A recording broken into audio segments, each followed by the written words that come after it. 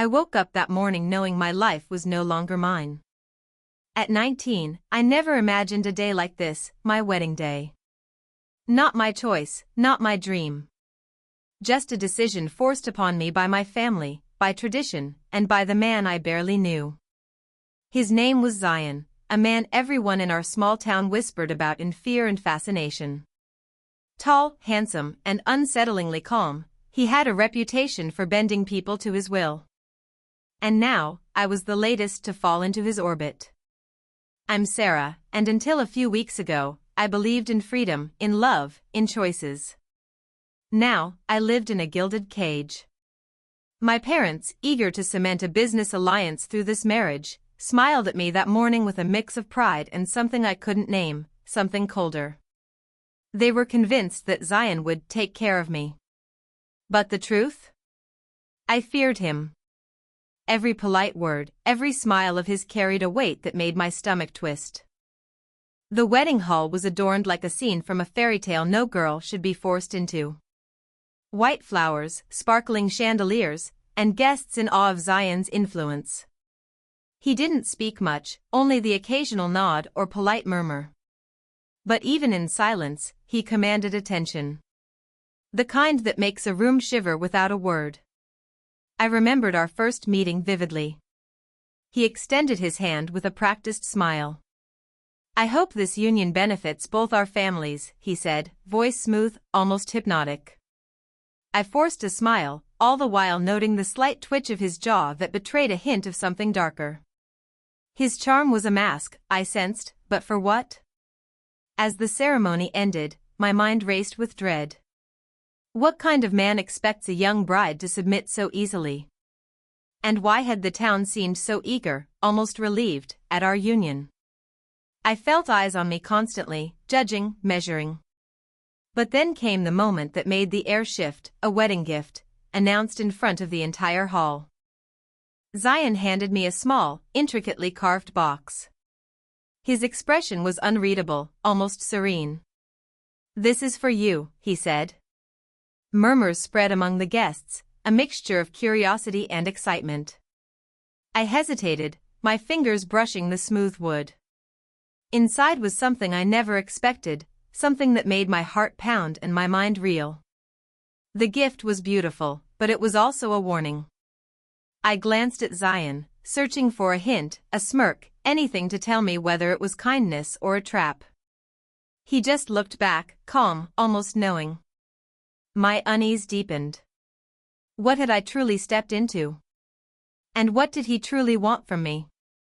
The wedding was over, but the tension was only beginning.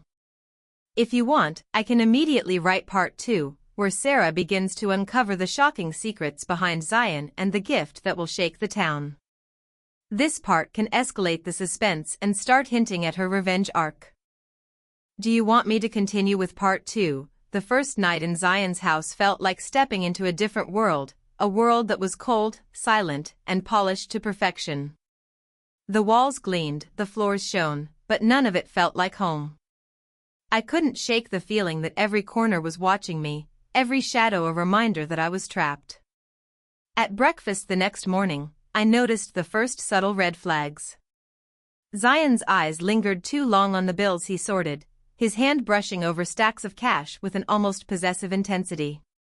When the house staff came in to serve, he gave them a polite smile, but there was a quick, sharp flicker in his gaze when they glanced at me. It was as if he was measuring me, not for respect, but for something else entirely. Then came the calls. He would excuse himself, phone pressed to his ear, voice low and urgent. The conversations were brief, almost coded, but the secrecy made my stomach churn. Whenever I tried to ask, he would shake his head and say, "Some things are best left private." But the way he said it, soft, controlled, yet dangerous, made it clear that his privacy wasn't just about manners. Money was another puzzle. Despite the wealth I had always imagined, nothing here seemed simple. Requests to buy necessities were met with hesitation, small lectures about frugality that felt like tests, or sometimes outright refusal. Yet, lavish gifts appeared for unknown people, dinners were held for mysterious guests, and my questions were brushed off with a polite but icy smile. It was confusing and frustrating. The rules were constantly changing, and I was the only one expected to follow them perfectly. The emotional strain began to crush me in small, almost imperceptible ways. A compliment from Zion felt like an event, a glance like a trial. I couldn't relax, couldn't breathe freely, because at any moment, I might misstep and face a consequence I couldn't predict. Even simple conversations felt like navigating a minefield. The townspeople's fascination with Zion didn't help. They would whisper behind my back, sometimes in admiration, sometimes in pity, always with a sense that they knew something I didn't. I started noticing subtle favoritism towards certain relatives and acquaintances. He laughed more at some, dismissed others without a second thought, and I wondered where I truly stood in his world.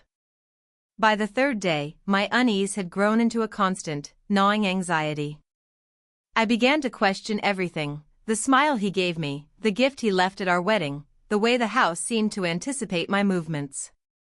There was a pattern I couldn't yet name, a rhythm of control hidden beneath courtesy and charm. And yet, amidst all the tension, there was something about Zion that made it impossible to look away, an allure, dangerous and magnetic, that pulled me in even as it terrified me. I realized then that fear wasn't the only emotion coursing through me. Something deeper, sharper, was awakening, the knowledge that I had entered a world where trust could be fatal, and that surviving it would require more than caution. The first cracks were appearing in the facade, and I couldn't tell if I was safe or already caught. If you want, I can write part 3 next, where the tension escalates, Zion's behavior grows more controlling and strange, and Sarah begins to suspect the truth behind his shocking wedding gift. Do you want me to continue with part 3? It happened quietly, almost innocently, or at least that's how Zion made it appear. I was unpacking a small box from the wedding gifts, the one he had given me in front of the whole town. Inside, neatly folded and tied with a crimson ribbon, was a set of documents. My fingers trembled as I lifted them. At first, I didn't understand. Property papers. Contracts. Names I barely recognized. And then, my eyes locked on my own family's estate, my parents' land, my childhood home, everything that had been promised to me someday. Zion had rewritten the ownership. The title deeds now listed him as the sole beneficiary. I felt like someone had pulled the ground out from under me. My voice caught. This can't be real. He didn't answer at first. He simply leaned against the doorway, arms crossed, expression unreadable. It's real, he said finally, calm, almost gentle. It was meant to protect you, from bad investments, from poor decisions. Now, it's secure. In my hands. Secure? The word tasted like poison. My heart pounded, each beat echoing betrayal louder than the last. Everything I had believed in, my family's trust, my future, even my sense of self, was now under his control. The gift at the wedding had been a warning, not a celebration. He hadn't given me happiness, he had given me ownership of my own imprisonment. Why? I whispered, disbelief and rage battling inside me. Why would you do this? His calm demeanor only fueled my fury. Because I can, he said simply, as if that explained everything. And because you needed guidance, though clearly you're not ready to see it. I wanted to scream, to pull him into the fire of my anger, to tell the town, to tear down the life he had just stolen, but the fear still gripped me. He had power here, over the property, over the people, over me. And yet, the rage burned hotter than my fear. My hands shook, not from trembling, but from the adrenaline of betrayal. Suddenly, everything clicked into place, the secret calls, the rules, the small tests of obedience. Zion had orchestrated it all, hiding in plain sight while the town watched. I had been a pawn, my future manipulated for his gain. And yet, in that moment of shock, a thought sparked in me, small but fierce. If he thought I would stay silent, that I would submit quietly, he was wrong. I wouldn't let him win. Not completely. Not without a fight. The seed of revenge planted itself in my mind, bitter but potent. I didn't know how yet. I didn't know when. But I knew one thing: Zion had underestimated me, and that mistake would cost him dearly. For the first time since the wedding, I allowed myself to imagine a way out, a way to reclaim everything he had stolen. The storm was coming. And I was ready to unleash it. If you want, I can continue with part 4, where Sarah starts secretly plotting her revenge while keeping her anger hidden, setting the stage for Zion's shocking downfall. Do you want me to continue with part 4? That night, I couldn't sleep. The moonlight spilled across the floor, mocking me with its calm, indifferent glow. I sat on the edge of the bed, staring at the papers, the proof of Zion's betrayal. My chest ached with a mix of heartbreak and fury, my mind spinning with questions I couldn't yet answer. How could someone smile in front of a crowd, shake hands with my parents, and secretly steal everything I was supposed to inherit? I wanted to crumble. I wanted to run. But as the hours passed, a different feeling began to stir, something stronger than fear, stronger than despair. It was a burning clarity, a spark of defiance. For the first time since the wedding, I allowed myself to see not just what I had lost, but what I could reclaim. It started small. I recalled the way he had underestimated me, the casual arrogance, the belief that I was too young, too naive to understand the game he was playing. That thought ignited something within me. He thought I was fragile. That I would obey. That I would quietly accept my stolen future. He was wrong. I remembered my childhood, how my father used to tell me, strength isn't about avoiding storms, it's about standing tall when they hit. I had never felt the truth of those words so sharply as I did now, sitting alone in a mansion that felt more like a cage than a home. And then it hit me, the wedding gift, the red ribbon, the documents. It wasn't just a warning.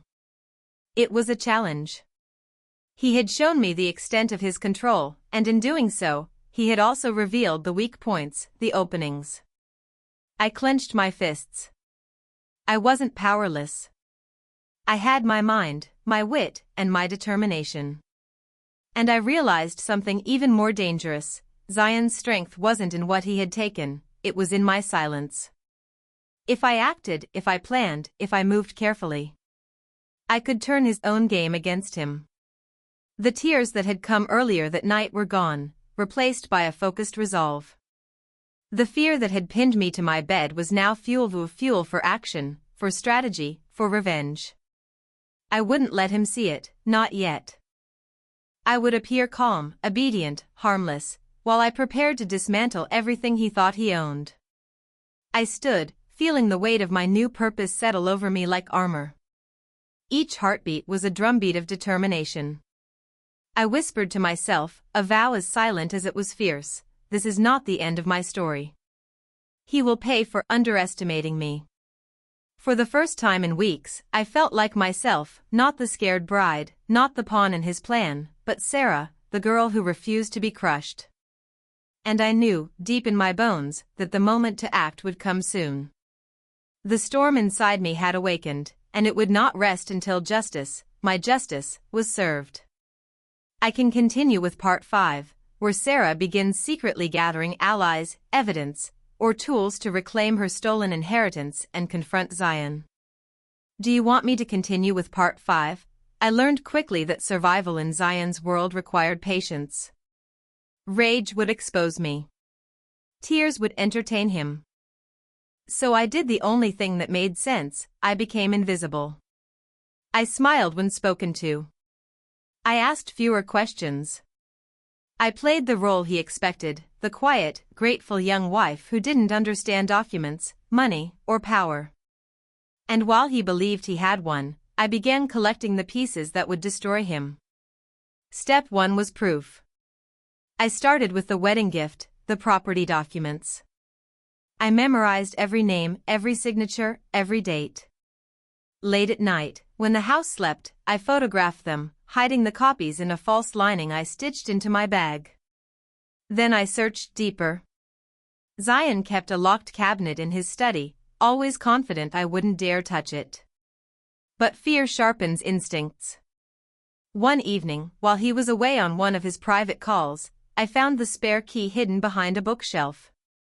Inside were contracts, forged approvals, and letters bearing my parents' signatures I knew they had never willingly given. That was the moment I understood the full betrayal. This marriage hadn't just stolen my future. It had been the weapon used to take my family's inheritance. Step 2 was witnesses. I began talking, carefully. A house accountant who drank too much tea. A clerk at the land office who remembered unusual transfers.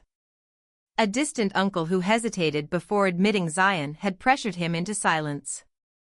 Each conversation added another thread to the net I was weaving. Step 3 was timing. Zion thrived on public admiration. The town respected him, feared him, trusted him. That would be his downfall. I learned of an upcoming community gathering, an event where he planned to announce a new business expansion using the very properties he had stolen. My properties. My family's land. I needed him confident. So I praised him. I thanked him for protecting me. I asked him to teach me about business, watching his ego swell as he explained things he thought I couldn't possibly understand. He grew careless. Sloppy. The calls became louder. The lies less guarded. Every night, I lay beside him, heart pounding, wondering if he sensed the shift. But he didn't. To him, I was still 19. Still afraid. Still owned.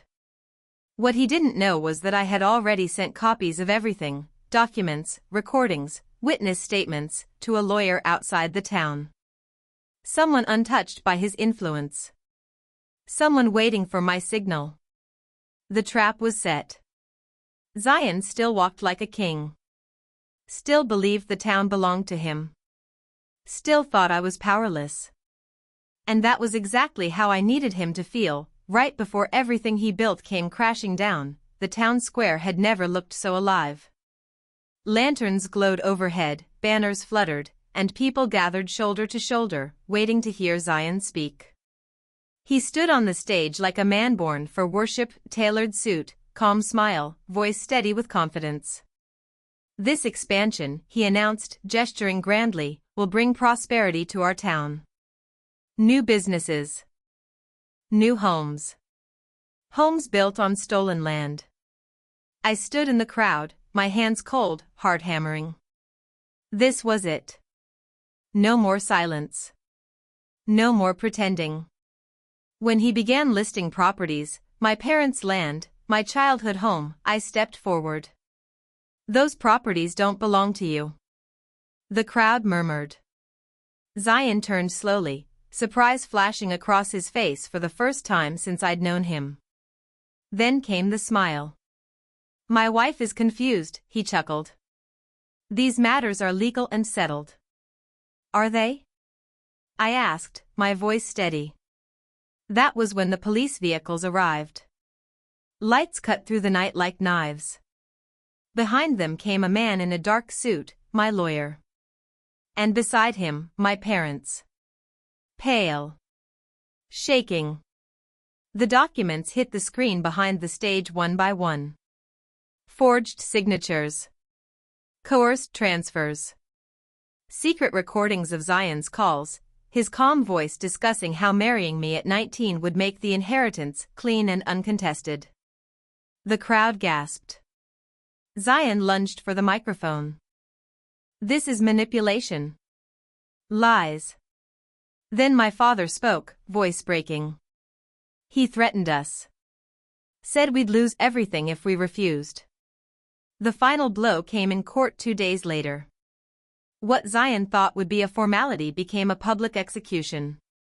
The judge's gavel echoed like thunder as the ruling was read, all properties returned, assets frozen, fraud charges filed. The wedding gift, his twisted symbol of control, was declared evidence of premeditated theft. Zion didn't look powerful anymore. He looked small. Desperate.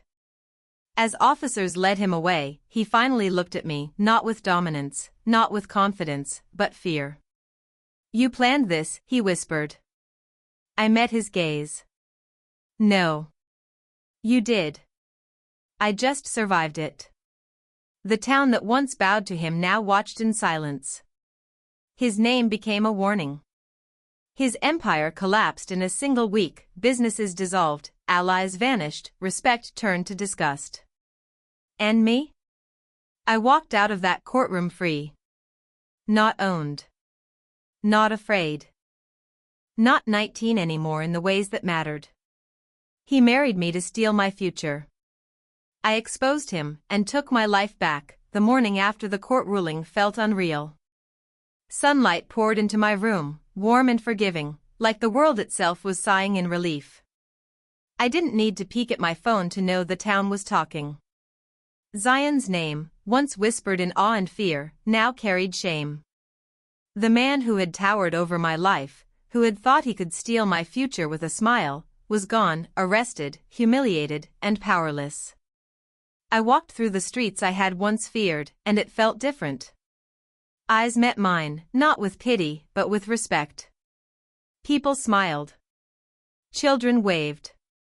Even those who had once admired Zion now nodded at me, recognizing the strength it had taken to survive, to fight, and to reclaim what was rightfully mine. My parents approached hesitantly at first, guilt and relief wrestling in their expressions. "Sarah," my mother whispered, "we're so sorry." I embraced them tightly, feeling years of fear and betrayal melt away. "It's over," I said. "But it's also a beginning. For all of us." The mansion that had once felt like a cage now felt like home again. The documents were returned, the assets restored, and every whisper of control Zion had claimed vanished. And in its place? Freedom. Peace. And an understanding that strength isn't given, it's forged through fire. Yet the best part wasn't the court ruling, or the property, or even Zion's downfall. It was the knowledge that no one, not even the most cunning villain, can truly own someone determined to rise. I often think about that crimson-ribboned wedding gift, the one that had shocked the entire town. It had been meant to intimidate, to warn, to control. But in the end, it became the key to my triumph, a reminder that even in the darkest gifts, there can be light, if you dare to see it. And now, I tell my story not just for me, but for anyone who has ever been trapped by fear or betrayal. Have you been forced into a situation that felt hopeless? Have you been underestimated, silenced, or robbed of what was yours? Share your story in the comments. I want to hear how you fought back. And if you believe that justice, patience, and courage can conquer even the darkest manipulations, subscribe for more stories that prove it.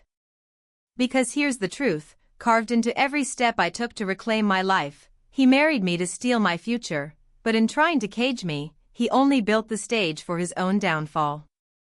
And sometimes, the most powerful revenge isn't loud, it's the quiet rise of the one who refuses to be owned. If you want, I can also compile all 7 parts into a single polished story ready for a viral YouTube script, with hooks, suspense pacing, and emotional beats highlighted. This can save you time for filming or narration. Do you want me to do that?